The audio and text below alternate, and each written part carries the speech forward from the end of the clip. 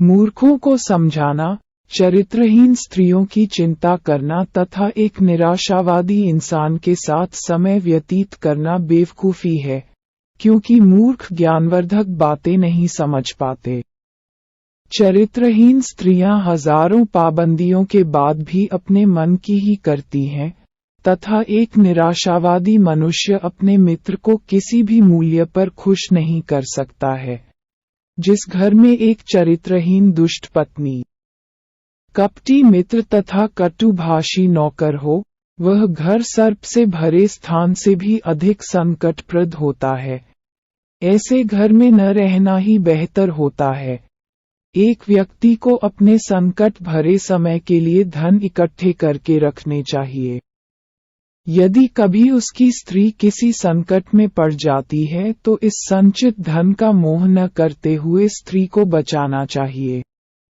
मनुष्य को ऐसे देश में बिल्कुल भी नहीं रहना चाहिए जहां पर रोजगार की सुविधा न हो, आदर न हो, शुभचिंतक न हो तथा अंततः शिक्षा प्राप्त करने के स्रोत न हो। मनुष्य को ऐसे स्थान पर कभी नहीं रहना चाहिए जहां के लोग वहां के कानून नहीं मानते, जहां के लोगों में लज्जा न हो, जहां के लोगों में दान पुण्य के प्रति आस्था न हो तथा जहां पर कला न हो। ऐसे स्थानों में रहना एक निर्जन वन में रहने से भी अधिक खतरनाक होता है। ऐसे स्थान पर मनुष्य को क्षण भर भी नहीं ठहरना चाहिए जहां व्यापारी, शिक्षित ब्राह्मण, सैनिक, नदी तथा एक सुशिक्षित वैद्य नहीं हो। क्योंकि व्यापारी से भोजन, ब्राह्मण से ज्ञान, नदी से जल, सैनिक से रक्षा तथा वैद्य से स्वास्थ्यवर्धक औषधि मिल पाती है।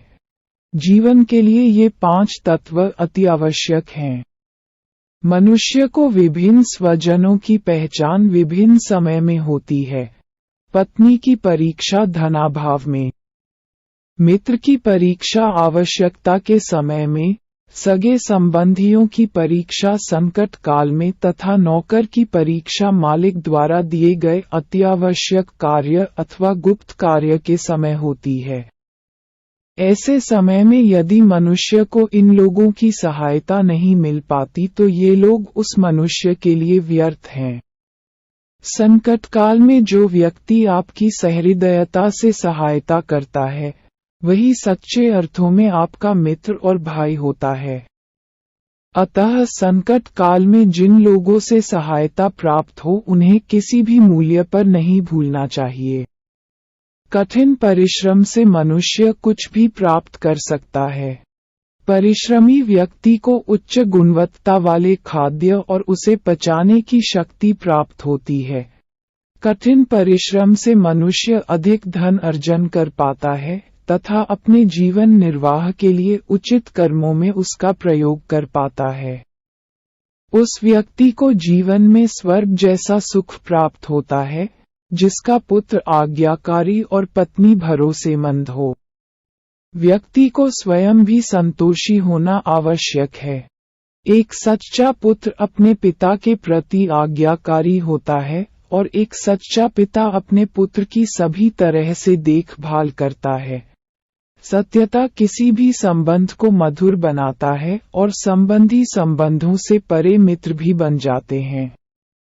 ऐसे मनुष्य से दूर रहना ही सही होता है, जो सामने मिथ्या प्रशंसा करता हो तथा पीठ पीछे हानि पहुंचने की नियत रखता हो। ऐसे मित्र विष से भरे उस प्याले की तरह होते हैं, जिसके ऊपर दुग्ध रख दिया गया हो। सभी पहाड़ियों में मणिमुक्ता नहीं होती, सभी स्थान घर नहीं होता और सभी घर आदर्श मनुष्यों के लिए उत्तम नहीं होता। सभी हाथी के पास गजमुक्ता मणि नहीं होती तथा सभी जंगलों में चंदन का पेड़ नहीं पाया जाता है।